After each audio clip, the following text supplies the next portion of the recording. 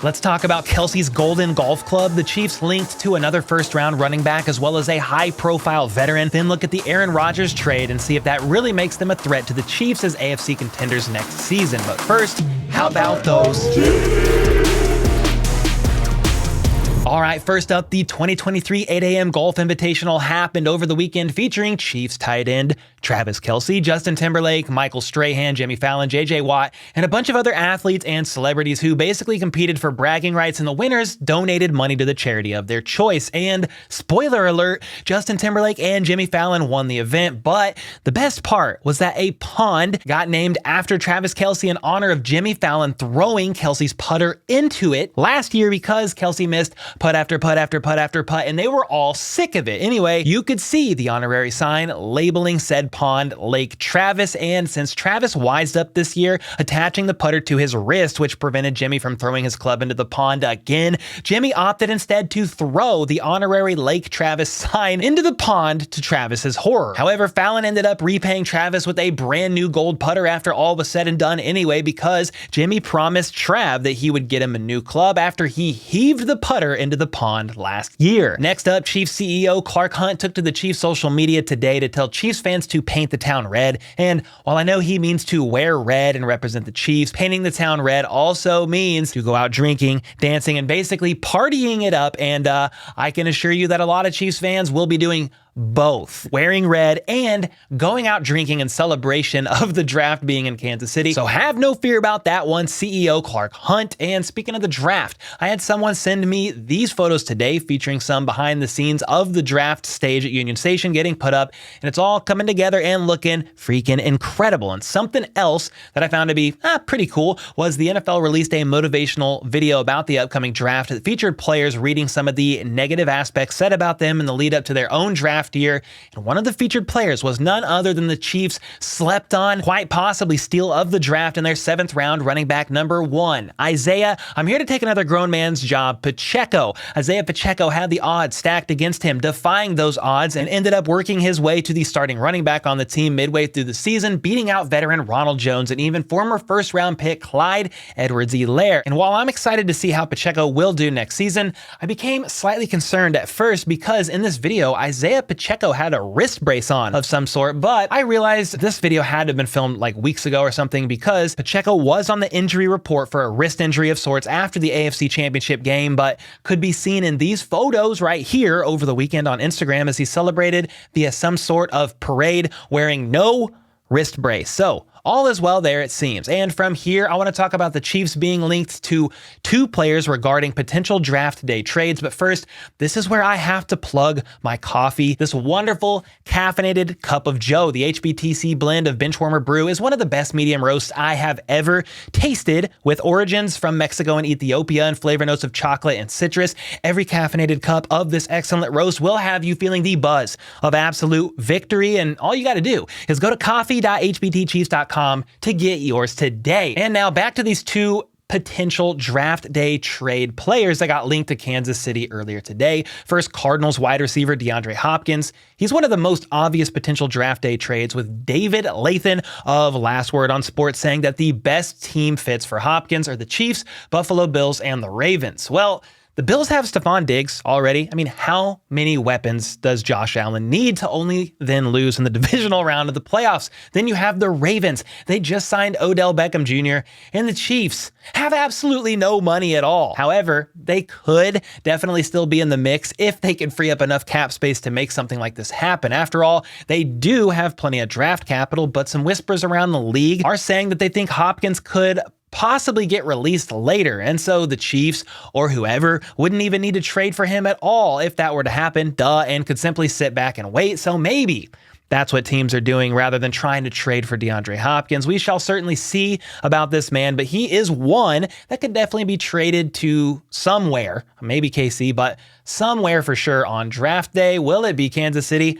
I'm not so sure. And the next player on this list that had the Chiefs as a potential landing spot was Titans running back Derrick Henry, which was a little surprising to me. I mean, I get why the Titans may be looking to trade Derrick Henry. They're in sort of a reset. Tannehill's not that guy. They traded away A.J. Brown. There's a lot to work on over there with the Titans. But even with all that, the Titans GM told reporters today that he has not received calls about trading star running back Derrick Henry. I just seriously doubt that the Chiefs are going to try and trade for this beast of a man. Don't get me wrong. I'd love to see King Henry in a Chiefs uniform, but I would imagine other positions of need are higher on the radar for Veach and company, and therefore no trade for a 29-and-a-half-year-old Derrick Henry will be happening.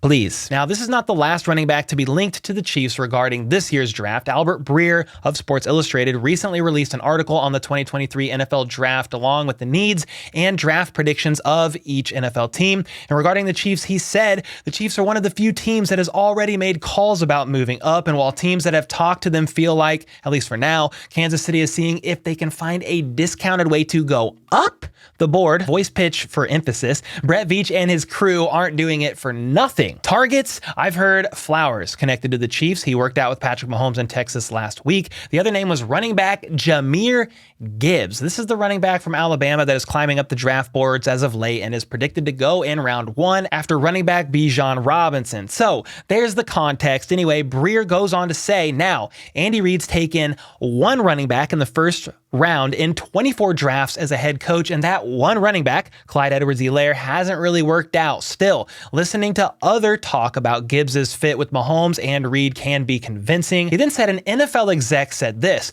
I wouldn't want to be in the AFC West if Gibbs winds up in Kansas City. If the Chiefs stay put, Tennessee wide receiver Jalen Hyatt and Michigan's massive DT Mozzie Johnson are two more to watch. All right, well, I would quite possibly lose my mind like DMX if the Chiefs took a first-round running back, and really doubt they would considering what Breer just said. CEH recently, first-round pick, did not work out to say the least, and that was Andy Reid's only time drafting a first-round running back as it is. I mean, don't get me wrong, Gibbs is a lot of fun to watch, being a quick and shifty sub-200-pound running back that can catch passes very well out of the backfield, spin moves, breaking people's ankles, all the fun stuff. I just think that the Chiefs would go O-line, D-line, or wide receiver in round 1 pretty much over anything else. I do see them taking a later round running back, though, like Pacheco last year, but this is where I got to get your thoughts. Do you see the Chiefs drafting a round 1 running back in either Bijan or Jahmyr Gibbs, or do you think the Chiefs will go the more obvious route of, I don't know, offensive line,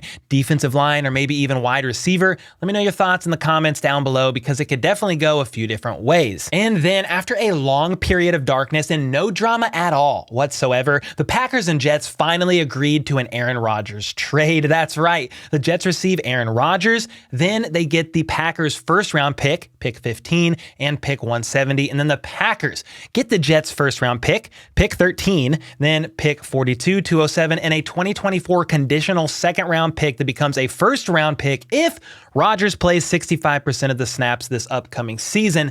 The only part of this that is a bit confusing here is that the 2 first round picks from this year from each team has basically been switched. The Jets originally had pick 13 and the Packers had 15. Well, now it's flipped. The Packers now have 13 and the Jets have 15. And with all that being said, it looks like Jordan Love is the new QB1 in Green Bay, and the Packers will have to decide on Jordan Love's 5th-year option by next week, which is May 1st. It's worth $20.2 million fully guaranteed for 2024. And I would expect the Packers to pick this man's 5th-year option up, but could still draft a quarterback if the right one fell in the draft to develop under Jordan Love for a bit, or at least I wouldn't rule out the possibility, albeit slim possibility, considering everyone is mocking a wide receiver to Green Bay in round 1 to help give Jordan Love another weapon. Either way, there you have it. Aaron Rodgers is a Jet, and McCole Hardman is now one of his new receiving options. And the reason I brought all this up about Aaron Rodgers, the trade, aside from this being the super slow sloth of an offseason, is that some around the league are now saying the Jets are Super Bowl contenders in the AFC with Rodgers at the helm, meaning they are the true threat. So look out everybody else and look out Kansas City Chiefs. For example, RG3 tweeted out the Jets are bona fide Super Bowl contenders now. Connor Hughes said the Jets are contenders and they know it. Ryan Field, this is a massive win for the Jets, who are now instantly contenders in the AFC. Yeah, they do have Breece Hall, Garrett Wilson, Allen Lazard, and now Aaron Rodgers, and that's just offense. That's not including a single soul on the defense. I mean, sure, they finished last in their division with a record of 7-10. Not great, but Zach Wilson is here. Aaron Rodgers is much higher. But with that being said, and all the praise and respect given to Aaron Rodgers that I feel he deserves, I just need to see it personally first in order to believe it, especially as a Chiefs fan after hearing all the Russell Wilson hype all last offseason long. Good God, it was annoying. You remember, he was going to take over when he got traded to the Broncos. The AFC West was his. Chiefs were even predicted to go last in the AFC West by some, and certainly declared their run to be over, partially because Tyreek Hill is gone. All the weapons, you know the story. I don't need to go into it for the 1000th time. They were wrong, plain and simple. But still, is Aaron Rodgers better than Russell Wilson?